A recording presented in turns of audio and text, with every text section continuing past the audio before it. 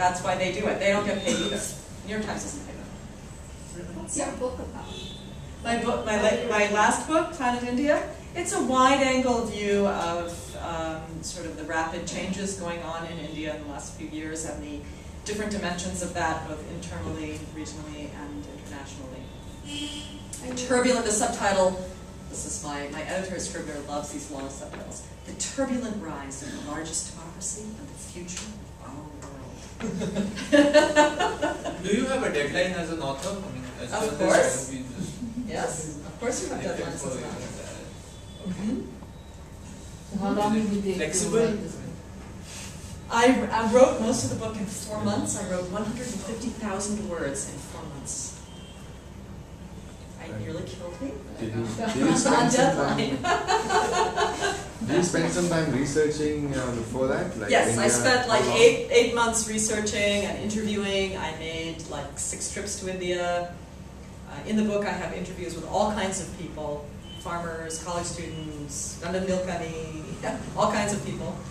How does that work, the advance? You want to talk about the advance so that, you know, you were able to spend 8 months because your publishing house gave you an advance and they commissioned the book, like an article. Well, what happens in book sales, if you have a certain track record or they think you're a good bet, is your book is purchased by a publisher. Non-fiction books can be purchased often before the book is written. Okay, you draft a book proposal, which could range from a 20-page short proposal, that's what I did for the last 2 books, to a 100-page long proposal where you might have 1 or 2 full chapters in addition to the table of contents that you've planned, why the book is timely, what the market for the book is, why you're the person to write it, what your media outlets are to promote it afterward, all this stuff that I can do. I can say, look, I was on Barkadat, I was on CNN, and then the publisher will say, okay, that's another, $50,000 in advance or something. And then they will, when they buy the book, nowadays the advance, which is an advance on sales.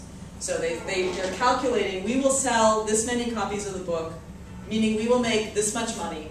So we will pay you, based on those calculations, this much in advance, so you can go write the book, betting that we will make it back and more after we publish the book. So an advance is what that means is advance on sales.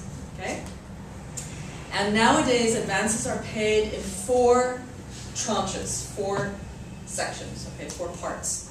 So you get 1 tranche when you sign the contract.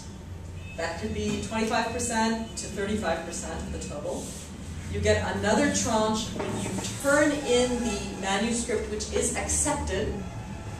When your manuscript has been completed and accepted by the publisher. Not just completed by you, but also accepted by them.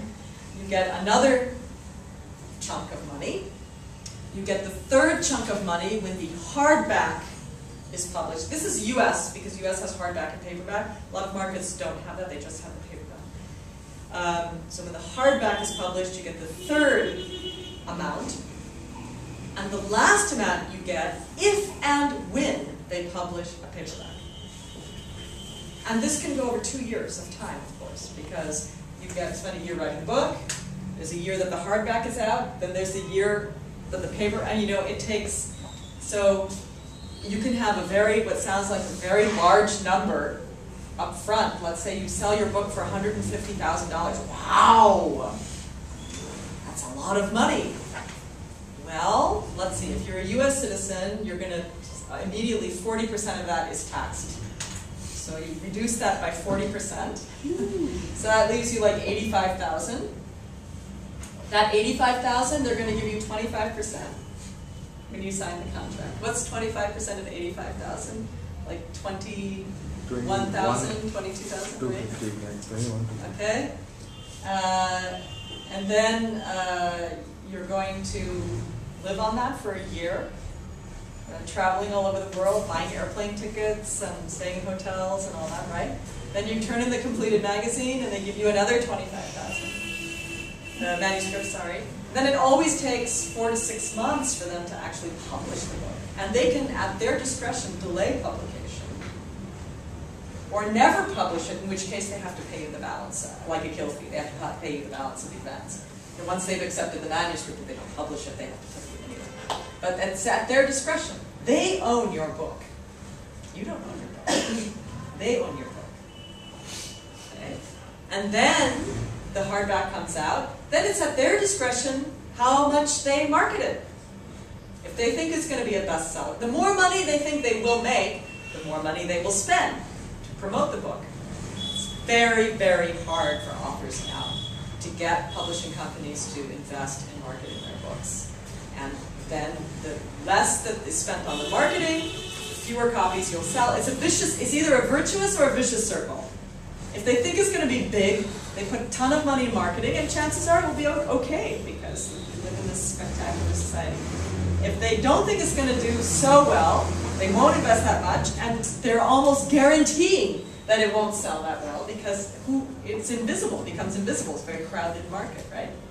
Which is also why all authors, even the really well-known ones, will do these opinion things, will write magazine articles, will go on television to comment on something, because it adds to the marketing of your book, and you don't have to pay for it. And it adds to that branding of yourself as an author. Now, a lot of publishers, with the book proposal, they want to see not only a photograph of you, they want to see a video. Because you, as an author, are a commodity.